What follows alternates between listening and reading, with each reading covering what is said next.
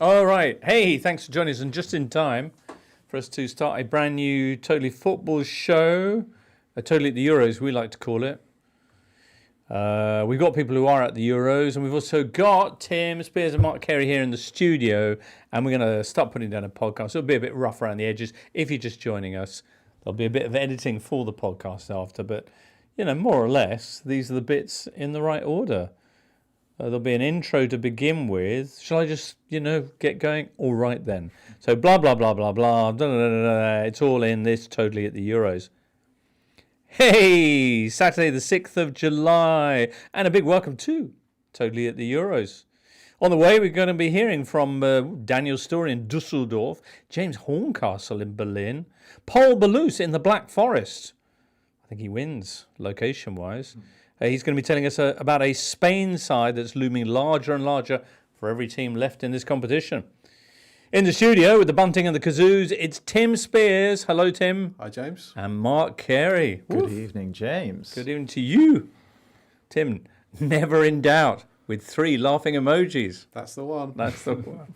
That was a game that lived up to many. I'm referencing, of course, your brilliant England bingo. How many of your bingo card did you fill out in the course? Quite a few. Yeah, definitely never in doubt. Definitely England are going to need to improve if they want to win this tournament. The Foden one didn't come up because he played quite well. Did he? Slow start, that came up. Why is Kane so deep? Is that one? Kane's touches in the penalty area. England needs to up the tempo. Palmer. I didn't see Cole Palmer looking bored, but I'm sure he was. No. So it was all there. More or less. Okay. Between Friday's France game and this one, the early one on Saturday, we had 3 hours and 15 minutes of football played with no goals whatsoever, Mark Carey. Yeah, you could call that attritional, couldn't you? But it's defence first that wins you tournaments. I think Didier Deschamps... Gareth Southgate has taken a leaf out of Didier Deschamps' book in knowing that is the case. When you've got that much attacking talent in both the respective squads of France and in England, for example, you start to think, well, why aren't you making the most of it? But it is defence first that wins you titles, wins you tournaments. So you can see the merit in it. Right. I think England, if we're just talking about today, England were better probably than the previous games. It's not to say that they were necessarily good or great, but they were certainly better for reasons that we'll come on to in terms of their tweak to the tactical system. Look, I'm a data analyst. I go by objectivity in most of my role. But we see football, you see green vertical streams of information. Exactly. But in the same breath, it's coming home. Nice. I'm joking. Yeah, no, luckily the Dutch game was fun, and we'll be telling you about that one as well if you missed it.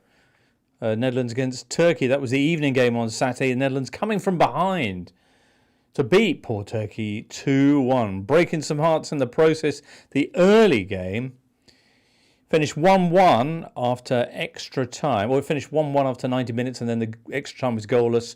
And then England beat Switzerland on penalties, and England will now face a semi-final in Dortmund. Jude's coming home, if nothing else, against the Netherlands, and that's on Wednesday, and it's with England who we begin. A bit of comms, and it's going to be Trent's 5th spot, well, not his, but the 5th England spot kick, yeah. Trent Alexander-Arnold capping off a perfect set of England spot kicks there in the shootout. And England are in the semi-finals of a major tournament for the 3rd time in 4 attempts under Gareth Southgate.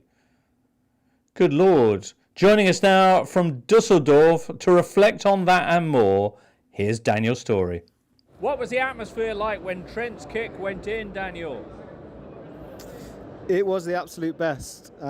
This manager and this team understandably get stick for the way they play at certain times, but you cannot doubt their ability to create the moments that England away fans who have seen hundreds of matches and have seen, if you've been alive for the whole of the history of the England team, you've only seen them reach 3 semi-finals, and they've done that under Gareth Southgate now, and they've won 2 penalty shootouts, and they'd only ever done that once before. These are the moments, and those England supporters obviously went wild. the standard of the penalties was just extraordinary. That go back and watch the standard of England's penalties in Euro '96 and today, and the difference is night and day. I mean, even Tony, the brass balls of the man. But yes, it was magnificent. Although, I think I'm right in saying that the only other time England have had 5 perfect penalties, it was in Euro '96 against Spain. But there you go. Just one thing you said, England have only been to 3 semi-finals. What you mean before Southgate? Yeah, so 1966, 1990, 1996, and 3 and 4 under Gareth Southgate, which is just, is remarkable. We didn't play particularly well again. I think it was better but not good.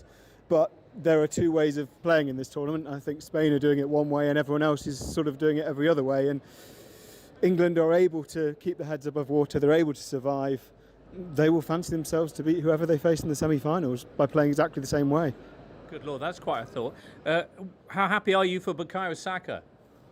That was a penalty I was very nervous about.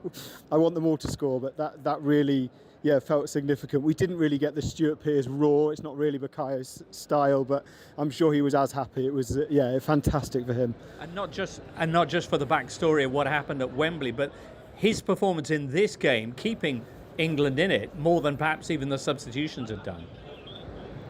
Yeah, I think so. And Gareth gets quite a lot of stick for tactical conservatism, but Bukayo Saka, right wing back, was not something we planned on at the start of this tournament. It's not something we thought would have been possible. And he did start right wing back. We all went, what's this about? And then 120 minutes, 2 hours later, he's the man of the match. So credit to Gareth for that. Credit to Bukayo for that.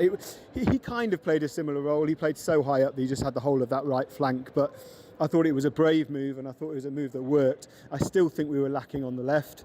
I still think if Luke Shaw can be fit to start the next game, that's a huge advantage for England, because Kieran Trippier felt like a bit of a stooge for everything else. But made up for Bukayo. He deserves this. He has been he has been England's Player of the Year in the last 2 years, officially voted. And it kind of feels like at points in this tournament people have forgotten that. So chuff for him. Okay. So on Gareth's to-do list ahead of the semi-final, they're still sorting out the left. But is there also a second line marked H. Kane? Yeah, I don't think he's fit. I sort of hope he's not fit, because he's a shadow of the Harry Kane we've seen. I don't know if it's because Jude and Phil there's so much movement with those two that Kane is sort of looking a little bit like a spare part. You know, we've got 2 number 10s and a striker that likes to play as a number 10 at times. That might be it. But the movement just isn't there. There were a few balls into the box in the first half where the Kane of old is making that front post run for the Saka in swinging cross or the pullback, and it just wasn't there. And look, I think Harry Kane will start the semi-final if he declares himself fit. I don't think we're talking about a Ronaldo situation where we are leaving him in the team because of reputation, because he scored the winner in the last game. But yeah, it is definitely an issue, and it's I know. The nonsensical thing about this tournament for England is that we came into it thinking the central defence is going to be the big issue, and it's probably been the best performing part of our team, and suddenly it's the record goal scoring striker that's not really working. Head scratching stuff as we head towards Dortmund at the semi-final. Daniel, thank you so much. Look forward to catching up with you next week. Yeah, same time next week after 2 exhausting hours, no doubt. Daniel's story there. Well, indeed. Dortmund next week against the Dutch, but for now, what England did this Saturday. Daniel's saying about... let me start that again. Daniel's story. All right, then. Well, Dortmund awaits next Wednesday. But as for this Saturday's performance, outstanding stuff on the penalty kicks, and even Ivan Toney's brass balls, Mark. Yeah, the penalties were brilliant. I mean, as Daniel said, their record under Southgate has been brilliant. I think that it's not by chance. Trent Alexander-Arnold said it in the post-match interview that they practice them a lot. I think it's always interesting that the same thing happened in previous penalty shootouts, but they take their time and they take such a deep breath. Did you see it every time that it's very slow? They go when they want to go, not when the whistle goes. And I think that's sometimes the fear that sometimes people do feel that they need to go instantly, and it's just trying to rush it. But they've been working on that a lot. I was interested to see that there's someone they've been working with called Stuart Sanderman, who's a breathing expert who, if you've seen things online, they've been doing sort of a lot of breathing to try and maybe be a bit more mindful in the moment, trying to lower your heart rate and those sorts of things. So all these things are small details which count for a lot in those big moments. So it's clearly not by chance, and they've been working on it a lot. And I think that Jack Pitt-Brooke was in the stadium, and he sort of messaged us because we were working on all the briefing together, and he said that for every player who came back to the centre circle, there was a designated player who wasn't taking the penalty who would go and embrace them and just make sure that they were congratulated. So even those sorts of small details, England are working on a lot to make sure that there's harmony in the group and that they are absolutely maximising and perfecting these small moments. All right. And also the keeper's really good as well. Yeah, he was. But do you know what? It really helped that England went first, by the way. Something Portugal decided not to do the night before when Ronaldo won the toss and went second, despite the odds that we know of going first helping. Does it make? I think it's like 60-40, isn't it? Something like that, historically? You're at disadvantage if you go second. Yeah, which definitely helped. And then Palmer's the one you want first up to tuck that away. And then Pickford, did his thing. He was sort of messing around with his water bottle, well, presumably reading it, and then took his time to get onto the line and then went to ask the referee a question.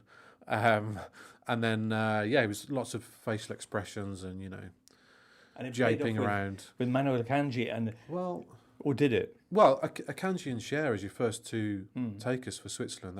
That's a gamble. Not two players that you'd think would go first. But still, huge pressure on every single England kick. And you talk of breathing. I mean, Saka was the one who waited an age. I was like, is he going to get booked here? Yeah. And then a perfect penalty into the side netting. And then the huge beaming smile. It was a lovely moment. He's obviously got the Euro 2020 final on his mind. But there were some lovely stories in that shootout. And then you've got, Trent Alexander-Arnold hung out to dry a little bit, ridiculed. People want him in the team, then they want him out the team. Comes on in extra time and, shows real nerve to stick that away. Another great penalty. Pickford has saved 4 of the 14 penalties that he has saved Pickford has saved 4 of the 14 penalties that he has faced in shootouts of major tournaments, which is twice as many as all other England goalkeepers ever have saved. Oh, sorry, not ever. It's twice as many as all other England goalkeepers have combined. Twice as many as all other England goalkeepers combined between 1990 and 2012 have saved. Got to that one in the end. All right, that's 2 out of 36. Shall I do that again, but actually in a more concise fashion? It is ever, because that was the first time they were in a penalty shootout. Ah, okay, cool. Pickford has saved 4 of the 14 penalties that he has saved in shootouts at major tournaments. How good is that? Well, that's twice as many as all the other England goalkeepers in penalty shootouts ever. They've only been facing them between 1990 and 2012, but they'd only managed 2 out of 36. Everyone else, 2 out of 36. Pickford, 4 out of 14. Boom. I'm a massive fan of his. I feel like he's a bit of an unsung hero in this team. He never lets the team down, ever, really. He's got a fantastic personality. I love when Shaqiri tried to score from a corner. I mean, it was very deliberate, wasn't it? And he hits the post, and then Jordan Pickford was sort of giving him a wink and a thumbs up. And the extra time was like 3 minutes to go, and he's still relaxed enough to do that. He's obviously, we've seen quite a few senior players leave the squad in the past 18 months, but he's sort of stepped up for me. And I do think he's a little bit underplayed and unsung. Okay. He's been the key man so many times. Penalties then really good from England. What about the 120 minutes before that? Doesn't matter. They're irrelevant. Doesn't matter. Tournament football, it's all about the result. I mean, the cups that were being thrown up by folks all over the box spots, were they half full or half empty for you, Mark, do you think? Half full, I'd say. As I mentioned at the start, I think it was better without being great. I thought that it was a wise decision, probably a needed decision to actually mix up and change the system, slightly tweak it, which worked to great effect. What we thought was going to be Saka starting at left wing back and Kieran Trippier at right wing back. I think it was even shown on the television coverage beforehand to think, okay, that's what's going to happen. Obviously, that wasn't the case. It was sort of as you were in that regard. But Phil Foden starting as a sort of more inverted right number 10 and Jude Bellingham on the other side, I think worked to great effect. I think Phil Foden especially had a really strong game in a position that he's been so strong at all season long for his his club. So it makes a lot of sense that that is the case. Harry Kane has been covered really neatly by Daniel. I'm happy to expand on his thoughts as well. But I thought England, especially because they matched up Switzerland, who play with a three at the back, a back five if you like, they, having the wing backs really high, pinned back Switzerland's wing backs, which allowed England to have a little bit more room. And speaking about Pickford as well, that the way that Switzerland pressed Italy to get through to the quarterfinals was excellent, and it was the way that Italy set up that was because of that. England didn't allow that to happen, which I think was absolutely key. By doing what? Well, they mixed it up really well. So sometimes they would play it short, and they had the numbers to be able to do that.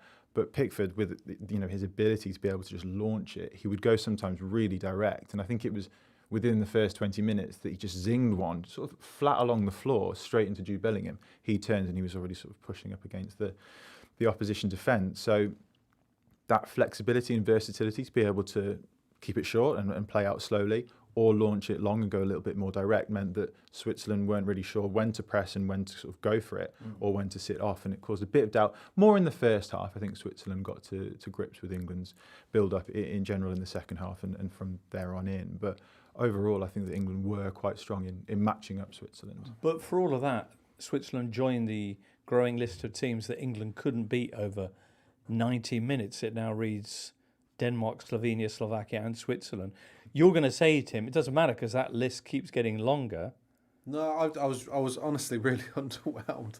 I didn't watch the Slovakia game because I was at Glastonbury, so I only saw the highlights. And it obviously shows how low the bar has sunk. That reading tweets at half time and watching the coverage at the BBC at half time, eulogising over this performance. It's 15 minutes of positivity. At half time, when there had been no shots on target from either team. Yeah, only the second time in European Championship history. 0.28 XG, I think England was. But they were doing the bare minimum that I would expect from this group of players, which yes was more than what we've seen in previous games. But I still kind of felt like we were going to have to rely on a moment. We're still a moments team. We weren't going to exert ourselves on the Swiss and dominate and overload them. It was two pretty ordinary teams, I thought. England got pretty lucky with the Swiss having a number of chances. Certainly late in extra time, they were by far the more likely winners. And Southgate said after the game, winning tournaments isn't just about playing well. I mean, that's a good job, isn't it? Because we still haven't played well. There are so many issues with this team. I mean, just to back that up with some numbers, always prepared with the numbers, is that England have had only 5 shots on goal across the 2 games that they've played, both of which have gone to extra time, which is obviously not that strong. So despite me having glass half full, I've got to stick with the objectivity. Their expected goals, so the quality of chances that they've generated, are worthy of 4.3 goals. Well, 4.4 goals, actually, I'm rounding up here. That XG is lower than Croatia and the Czech Republic, who have played 2 games fewer. So they're not, to Tim's point, they're not exactly creating a lot, and it is still down to moments.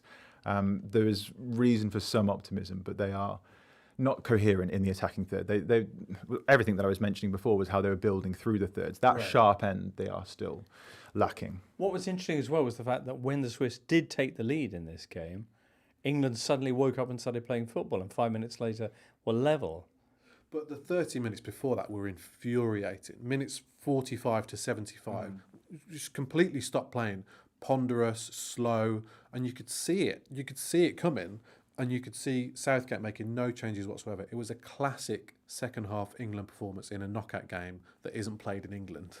But this is what we always do. We can't impose ourselves and make proactive substitutions and change the game. There are so many managers in this tournament doing that, including Switzerland today. Made a couple of changes. Zubar came on, and they suddenly had increased energy and impetus. None of that from us whatsoever. We had to react to the goal. Yes, I know we've got through it, but it's infuriating watching us. The amount, people.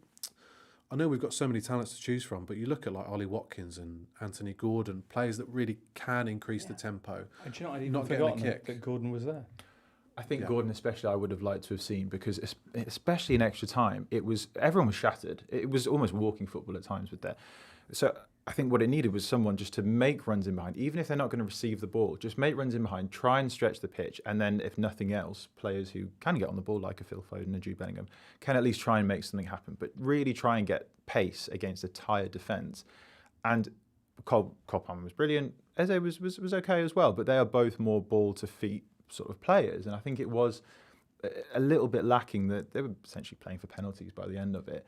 But if they'd have maybe brought on someone, Ollie Watkins can easily run in behind as well. Either of those players, just to threaten the Switzerland defence with pace when they're tired, would have maybe been a good decision. But they're through, and it's all academic now, I suppose. Okay, we'll talk more about England probably in a second or two when we discuss their chances in the semi-final. But next up, let's meet the team they're going to be facing, the Dutch.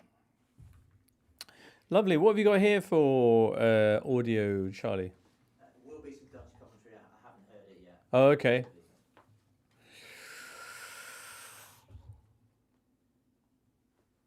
That apparently was the sound of the Mulder own goal, which sent Netherlands through to their first European semi-final since 2004.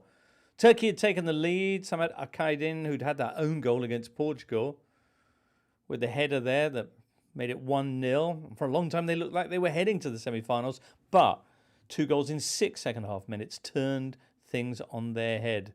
70th minute, Stefan de Vrij levelling with a towering header before the aforementioned own goal, the 10th, by the way, of this tournament. And yes, out go the Turks, through go the Netherlands, and here comes James Horncastle.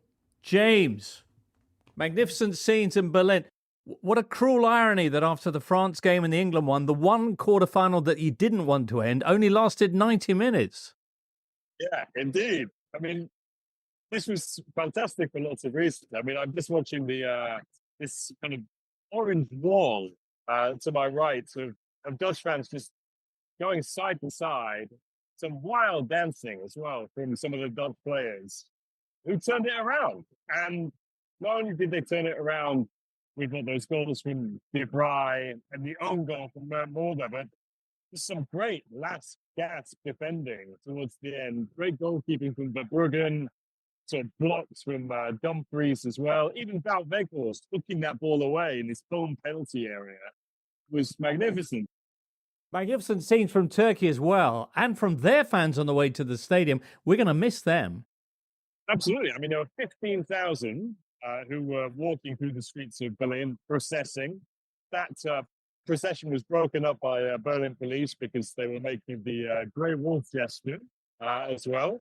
There's a motorcade of Recep Tayyip Erdogan, who came to see his team tonight. Apparently broke off a trip to Azerbaijan just to come and watch his country play. Yeah, to be honest, they've been fantastic. The Turks throughout. There's the most entertaining side, in part because they've got that youthful exuberance, which means when it comes to handling leads, they are a little bit ropey, which was ultimately their undoing tonight.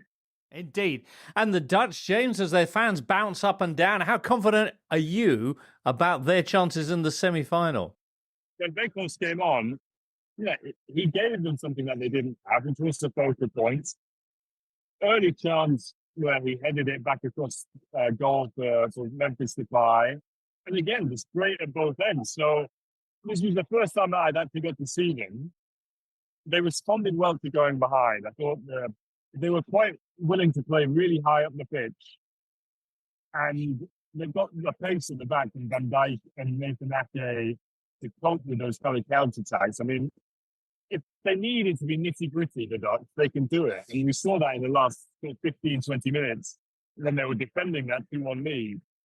Just a little bit toothless in attack without that Weghorst, because we saw that Memphis Depay and Dennis Simmons in the first half were kind of running into blind alleys, really, and not really posing much of a threat. But these semi-finals, on paper, I mean, prestige semi-finals, France, Spain, and England, Holland. So, bring it on. James Horncastle. Woo! It was a lot of fun, that game, and really dramatic at the end. James mentioning the Verbruggen saves, also the Weghorst where he swings a leg, and when Turkey were 1-0 up and just about to make it 2-0, how key was that moment? How much did you enjoy this game, Tim? Yeah, it was great. I felt like whoever was in the lead just sort of sat back and took a bit of a pummeling, really. And it was just whenever the whistle was going to blow, whoever's in front, at that time, otherwise they would have just gone back and forth all night.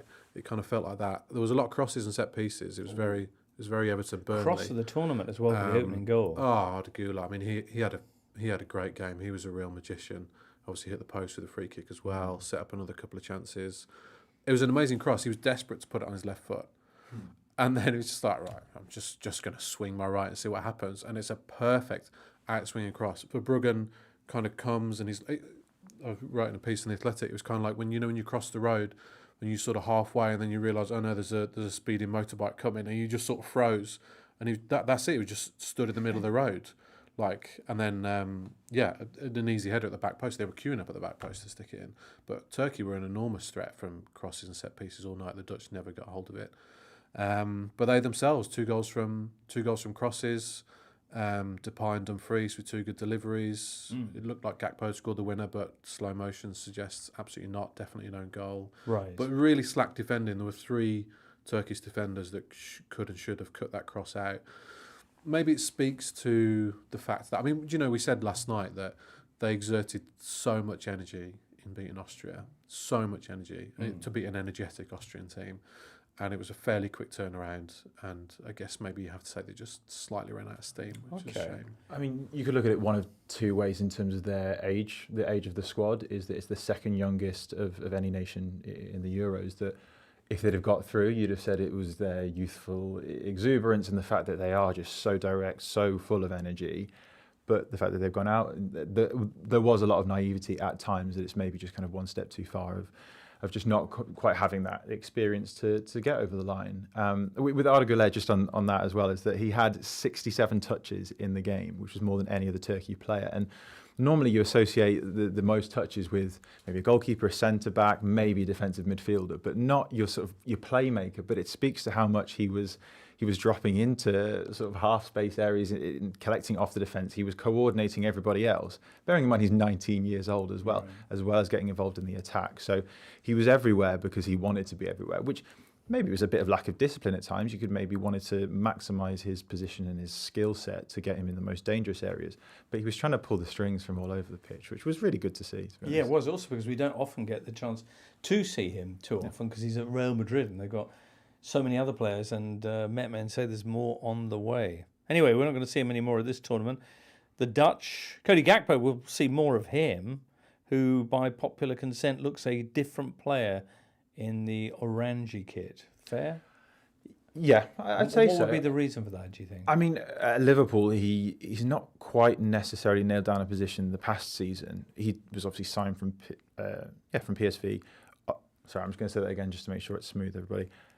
He was signed from PSV, having played so dangerously off the left. But for Liverpool, he did quite well as a number 9, at more of a central figure, kind of dropping in deep and doing well in that regard. And Luis Diaz was trying to get back into form in the second half of the season for Liverpool. So I'd say at times Gakpo wasn't in his favoured position at Liverpool, kind of in and out of the team as well. But you just know that he's going to start for the Dutch national team. He's really strong in cutting inside and releasing those shots. And I think it's interesting that the Netherlands do attack and channel their attack quite a lot down the right-hand side. And it's not necessarily Gakpo that they're always trying to get the ball to at any opportunity. Denzel Dumfries stays really high as a fullback and sort of often will pin the opposition fullback or wing-back.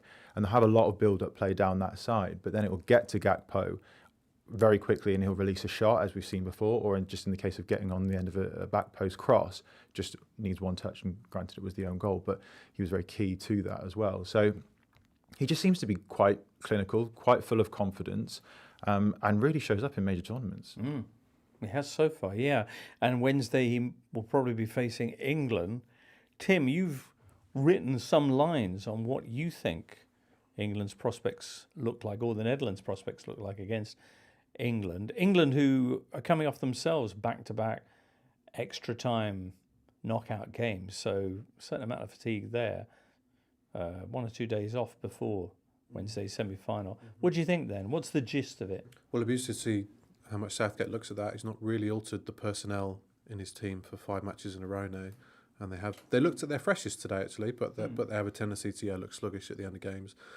The Dutch, it's obviously England's toughest test, as you'd expect in a semi-final, but I think by a distance this will be the best team they've played so far. I guess like the Spanish, the Dutch have showed really good attacking flair in previous games, but this one was really just about grinding it out, which they did, as James was saying earlier, brilliantly at the end. they were a bit directionless until the big man came on, and Right. that's no problem because he's a real handful. But yeah, they were far more direct and looking more towards crosses because Gakpo was doubled and tripled up on at times.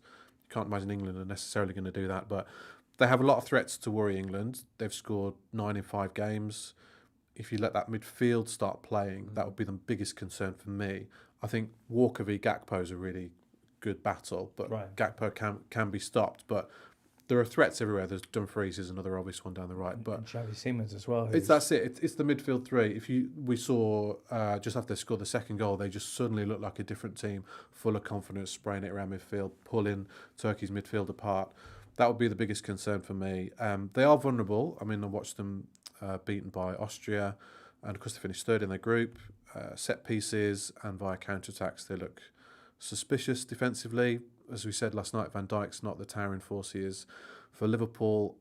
However, I would have them as slight favourites for the semi-final.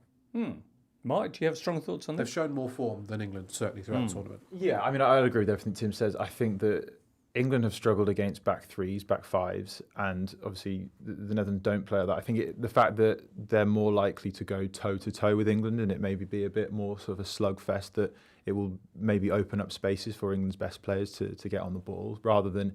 I think a lot of the games that England have played have been quite contained because the opposition have sat in a block and tried to stop England, which has been to great effect. So it's the reason why they've done that. Whereas I think the Dutch will go a little bit more. Yeah, they'll match them up. I think, which will hopefully make for a better game because God knows we need one when we're watching England. But I think it will hopefully be to the benefit of England. But it'll be tight. I think it's guaranteed to be tight. At this level, it's definitely going to be. I think it's interesting that with the penalties that we saw for England earlier, naturally, just by taking penalties and it being there for all to see, will they have sort of shown their hand of their best penalty takers and the direction they're going to go?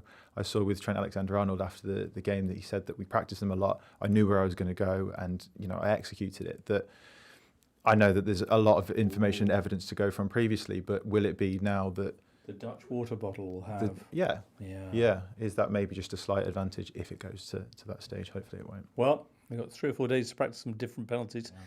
If that's what it takes before Wednesday's game against the Dutch. Of course, there's the other semi-final on Tuesday in Munich, Spain against France. And ahead of that, let's finish off today by hearing about team of the tournament so far, Spain with Paul Boulous. Paul, how's the mood post-Germany and Mikel Merino's miraculous 119th minute winner? Yeah, no, it's really good. It's really good. As I was saying, like everyone is like, yeah, really optimistic, really amazed by not just how they play, but the aura of this team. Because there's been like a lot of talk about how Luis de la Fuente has managed this squad, starting from the team selection and selecting guys that he has managed in the past in the youth ranks of Spain to create this sort of unity, this sort of family around the national team. And it's paid off, basically, because Mikel Merino and basically the players that ended the game against Germany were players that they were not that good in terms of like being regarded as stars, as like big game players. But they just get along together. They have this chemistry. They know how to understand all the phases of a game, and Mikel Merino proved that. Basically, the subs from De La Fuente won the game because it was down to Dani Olmo and Mikel Merino. And I think that proves that the way and the path that Spain are following is basically the right one and one that everyone feels comfortable with.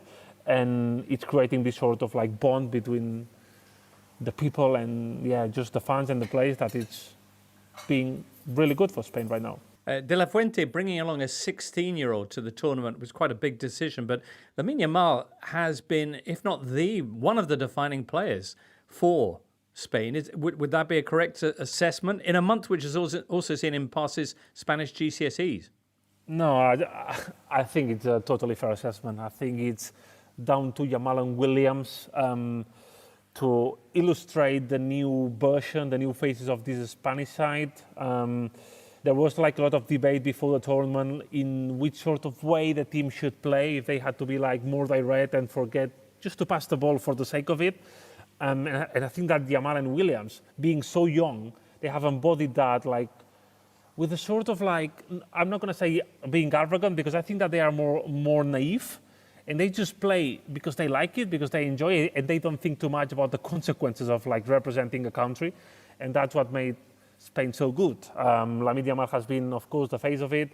He was taken off quite early on the Germany game, but he still had time like to deliver the assist of the first goal to Dani Olmo, which like in a game that he probably wasn't at the peak of his powers, we still could see this sort of like timing and his game reading, the ability to be clear on the final third of the pitch, which is basically the main reason why he's playing, because he's so good in this part of the game that it's basically a thing that De La Fuente cannot do, just to drop him on the bench.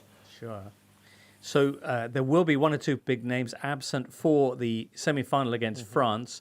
No Pedri after his injury, Lenormand and Carvajal also out. How concerned are you about not just them not playing, but also taking on this kind of masters of anti-football France? Yeah, I think that it might be an issue given like the individualities that France has, and that France, there's the feeling that France is a team that want to base their success on duels and like winning duels. And up front, just picturing Jesus Navas defending Mbappe feels like quite an unfair duel for Spain in there. So that might be like one way that France will try to exploit. But in the same way that De La Fuente thinks that this is the sort of thing that will back his approach of like trusting the players that he really trusts, trusting this sort of team spirit. And he doesn't mind of like trusting Jesus Navas for a game like this, basically because he thinks that the 26 guys that are on here, they are just willing to give everything for the team, just to run and just to challenge themselves into like things that probably you would think that are not appropriate for some players, but they just don't care. They are just going to do it for the sake of the team and for the sake of the family that they've built in here. Mm. And Paul, one last thing. If you do get past France, there's every chance that you would be facing England in the final. What's the Spanish view on England so far, and how concerned would they be about that? I think that they would be concerned in a similar way than they are with France right now, because in terms of individualities, the view in Spain is that we are talking about the two possibly biggest national teams in the tournament, France and England. They know about Jude Bellingham, of course. They know about Phil Foden, Harry Kane. They know about Bukayo Saka, all the big players that England has. And despite that, they are not playing like the sort of a style that you would expect from a team with such a collection of talents. Spain will rely on the fact that they just don't care and they just want to enjoy themselves and just play the game as they want to. I think that they didn't feel that pressure of facing like the host in the quarterfinals with Germany, and they are not going to be like afraid to take on France or England in the final.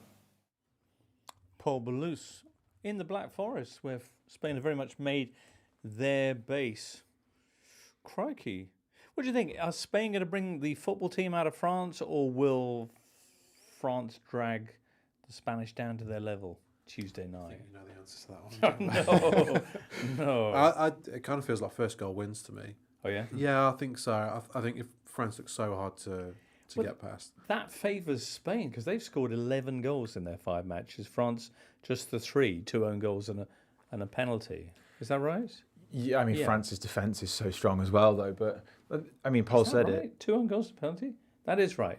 Yeah. Yeah, that's right. Yeah. Okay. Yeah. Sorry, Mike. Should I start? No, Yeah. go for it.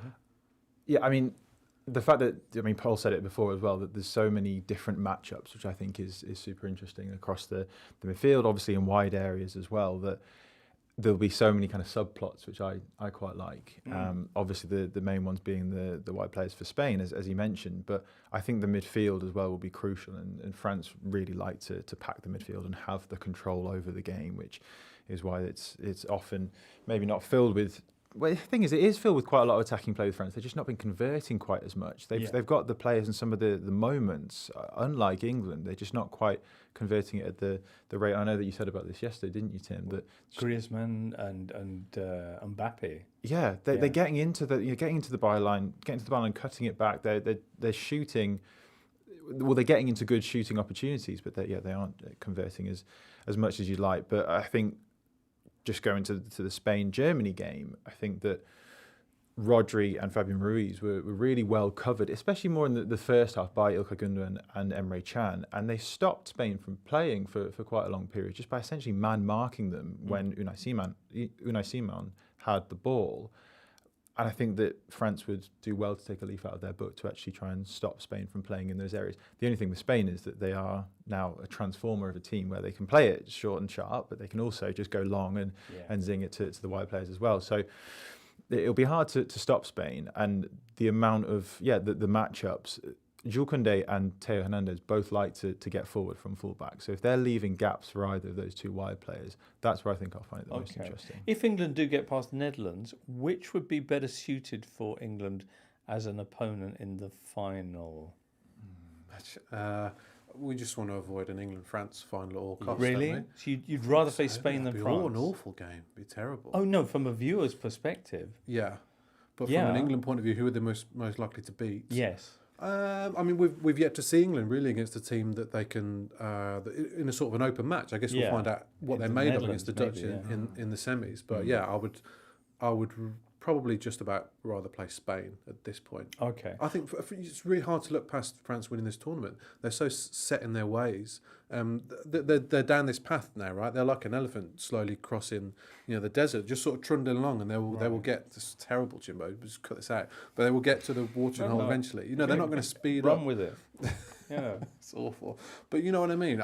They're unashamedly defensive. Deschamps doesn't care. Doesn't care at all. He actually did say in a press conference that we need to score more goals, but probably he was just trolling everyone. Maybe by the time the final rolls around, which is in just over a week's time, Mbappe's nose might be a bit better.